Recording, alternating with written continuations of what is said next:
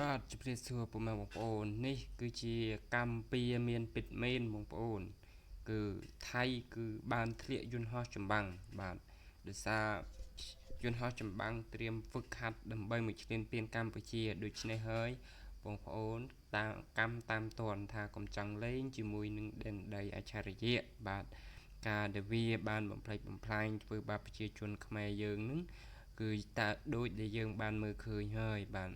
កាលពីបាញ់ប្រាសាទព្រះវិហារបាញ់ដងសន្ទូចស្ទូចថ្មនោះក៏ធ្លាក់នៅក្រុងបាងកកធ្លាក់សន្ទូចបាក់ស្ពានស្លាប់មនុស្សអស់ជាច្រើនឥឡូវគឺធ្លាក់យន្តហោះទីបាទតោះបងប្អូនមកមើលទាំងអស់គ្នាស្លាប់2នាក់យន្តហោះចម្បាំងថៃដែលធ្លាក់មកទម្លាក់គ្រាប់បែកលើភ្នំ350និងប្រាសាទតាកបីបានធ្លាក់នៅខេត្តឈៀងម៉ៃបាទបងប្អូនគឺនៅខេត្តឈៀងម៉ៃនឹងគឺយន្តហោះចម្បាំងរបស់ថៃដែលវាបានទម្លាក់គ្រាប់បែកលើភ្នំ350ឥឡូវយន្តហោះចម្បាំងរបស់វាគឺបានធ្លាក់ហើយបងប្អូនគឺស្លាប់អស់មនុស្សអ្នកបើកយន្តហោះនោះ2នាក់បាទនៅថ្ងៃទី9ខែមករាឆ្នាំ2006បាទកាលពីសំថ្ងៃមិញនេះបាទនៅវេលាម៉ោង10:50នាទីព្រឹកយន្តហោះចម្បាំងរបស់ប្រភេទ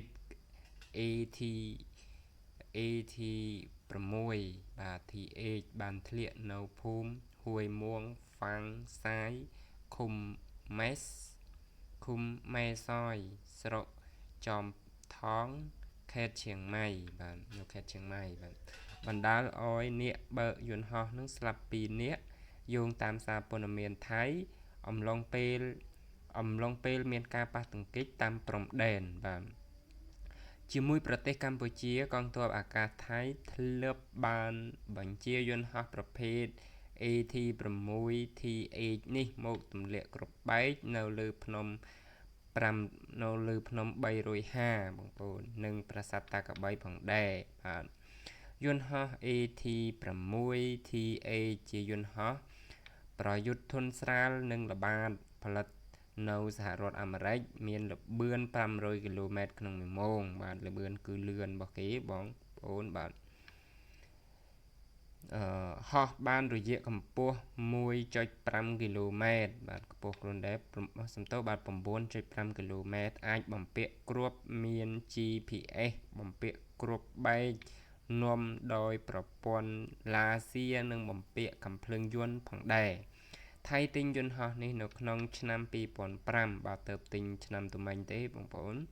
មានចំនួន8គ្រឿងបាទវាធ្លាក់អស់មួយគ្រឿងហើយអញ្ចឹងវានៅសល់7គ្រឿងទៀតបងប្អូនបាទយើងឃើញថាយន្តហោះរបស់វាហ្នឹងគឺច្រើនណាស់បងប្អូនជាងលើបើសិនជាកម្ពុជាយើងគឺ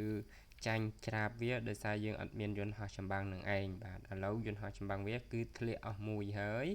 ដោយកម្ពុជាយើងមិនបាច់តដៃក៏ដូចជាមិនបាច់ប្រយុទ្ធទេអានឹងបាបកម្មដែលវាបានធ្វើអាក្រក់សាងមកលើកម្ពុជាគឺវាមានពិតបងប្អូនគឺវាបានធ្លាក់យន្តហោះចម្បាំងនោះហើយនេះបើតាមប្រភពព័ត៌មានកាលពីថ្ងៃទី29នេះបាទសម្រាប់ព័ត៌មានខ្លីរបស់ខ្ញុំសូមចែកជូនបងប្អូនស្ដាប់ក៏ដូចជាតាមដានប៉ុណ្ណឹងក្នុងថ្ងៃនេះបាទសូមអរគុណសម្រាប់ការតាមដាន page របស់ខ្ញុំបាទកុំភ្លេចបងប្អូនជួយចុច like ចុច subscribe ច្រើនបាទដើម្បីខ្ញុំបាទធ្វើព័ត៌មានចែកជូនពុកម៉ែបងប្អូនបន្តទៀតបាទសូមអរគុណសូមជម្រាបលាបាទ